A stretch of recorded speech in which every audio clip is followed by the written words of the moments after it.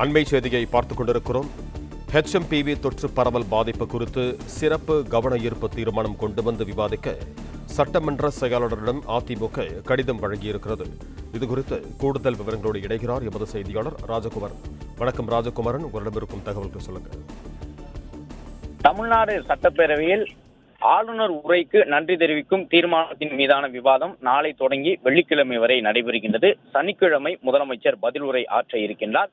ஏற்கனவே சட்டம் ஒழுங்கை முன்வைத்து குறிப்பாக அண்ணா பல்கலைக்கழக மாணவி விவகாரத்தில் யார் அந்த சார் என்கின்ற முழக்கத்தோடு சட்டப்பேரவைக்குள் அதிமுகவினர் நேற்றைய நாள் முதலே போராட்டத்தை தொடங்கி இருக்கின்றார்கள். கருப்பு நிற பேட்ச் அணிந்தவாறு யார் அந்த சார் என்கின்ற கேள்வியினை முன்வைத்து அதிமுகவினர் பேரவையில் தங்களுடைய வாதங்களை முன்வைத்து வருகின்றார்கள். இந்த நிலையில்தான் சுகாதாரம் சார்ந்த ஒரு கவன ஈர்ப்பு தீர்மானமும் அதிமுக தரப்பில் வழங்கப்பட்டிருக்கின்றது. அதன்படி தமிழ்நாடு சட்டப்பேரவை விதி 55 கீழ் அவசர பொது முக்கியத்துவம் வாய்ந்த நிகழ்வினை குறித்து மருத்துவம் மற்றும் மக்கள் நல்வாழ்வுத்துறை அமைச்சரின் கவனத்திற்கு கொண்டு வருவதாக குறிப்பிட்டு இந்த கவன ஈர்ப்பு அதிமுக சார்பில் வழங்கப்பட்டிருக்கின்றது.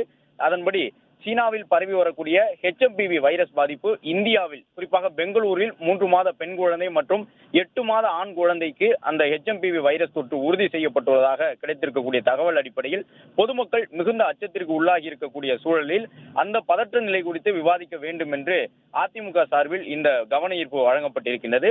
பேரவை செயலகத்தின் மூலமாக பேரவைத் தலைவருக்கு HMPV தொடர்பாக அதிமுக கவன ஈர்ப்பு வழங்கியிருக்கக்கூடிய சூழலில் அந்த கவன ஈர்ப்பு ஏற்கப்பட்டால் HMPV தொற்று தொடர்பாக மருத்துவம் மற்றும் மக்கள் நல்வாழ்வுத்துறை அமைச்சர் உள்ளிட்ட மூத்த அமைச்சர்கள் பதிலளிப்பார்கள்.